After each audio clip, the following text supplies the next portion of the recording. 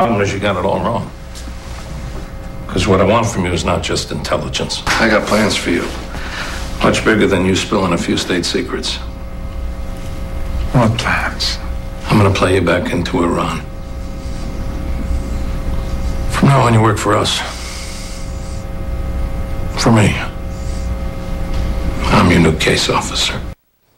Well, it turns out the CIA has been doing something similar in real life. The Associated Press is reporting that between 2003 and 2006, the CIA turned some prisoners in Gitmo into double agents that helped kill U.S. terrorist targets abroad. So, Kimberly, this is fascinating. At Guantanamo Bay, they had an area called Penny Lane where they'd set up these cottages for prisoners, and they started doing this after 9/11. President Bush supported this, and we don't know too many details, but it's a risky gamble for them to do that, but it looked like a pretty fruitful one. Yeah, I mean, you know, without great risk, you might not be able to get tremendous reward. And in this case, intelligence gathering, which is very important, and turning operatives like that to work for you, I think, can be very successful. But it is also dangerous. And what really makes it bad is when people leak the information about programs like this, and there's very few people that have that kind of intel and that access. So to me, that's also a little concerning in terms of preserving the integrity of the program and then also the people involved that are out in the field. Bob, President Obama, he came into office. He actually supported this as well when it came to information about drone strikes. So it sounds like bipartisan support for this secret program. Although I will say this, Kim makes a good point. You leak stories like this. Can you imagine what would happen if they found out one of those guys over there were one of them? So that with Al-Awlaki. But, you know, this has been going on with the United States from the Revolutionary War. We have always taken people from the other side and tried to turn them. We certainly did it effectively in the Second World War, a lot. We did it in Vietnam. So it's not a new idea. But with these guys, it may be a lot riskier.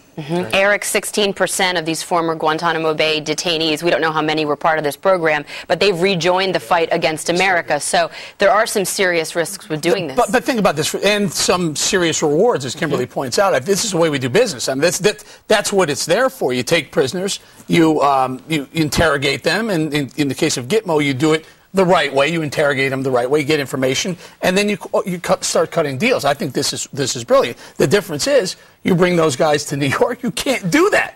You can't make those kind of deals. You can't offer those things. So when Obama closed down Gitmo, you can kiss that program Why goodbye. can't you do those kind of deals in New York? Because you can't, Bob, because you don't get the intel. You don't get the interrogation. And you certainly... All they need is for one of those lawyers to hear that you were offered money or something to roll, and then that case is blown. Yeah, because it becomes a law enforcement issue then versus a military. Buy the lawyer off. Sure, you buy lawyers off all the time. The world, according to Bob. By the way, the way we got Al-Awlaki is because we had a guy on the inside. And you think to yourself, how do we get a guy on the inside? That's been the dream of the CIA. So what a great idea to bring him to these little bungalows with the kitchenettes and say, your family can be safe. You might even have a chance of getting out if we let you out and you go back and do this. And it was incredibly successful, it seems. However, what makes me sad is these are assets that we can no longer use to this length. I don't know what's going to happen next. I don't know where the next hit's going to come. But I would like to know that I might have somebody in Cuba that already defied us and it made it clear that he wants to kill us, that we could go back to and say, hey, you got an uncle we just arrested. What could you tell me about him? I don't know if that uncle is connected, but 5 years down the line. These guys operate on cells, right? Very small. They don't try to spread their information out. Not anymore, though. I just think somebody in one of those things would be easy to find. Maybe not easy to find out, but if somebody spilled the beans and helped the United States kill a terrorist,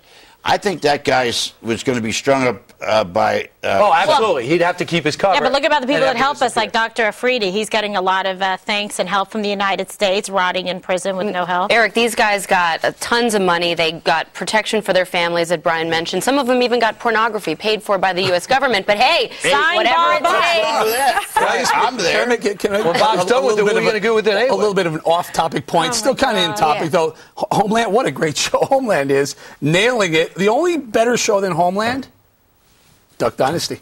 We have a secret. Yes. Yeah, but That's what we call it. They got this long-haired, bearded dude named Willie on there. It's kind of weak. Awesome. The rest of them are good. All right. We got to go. And before we go...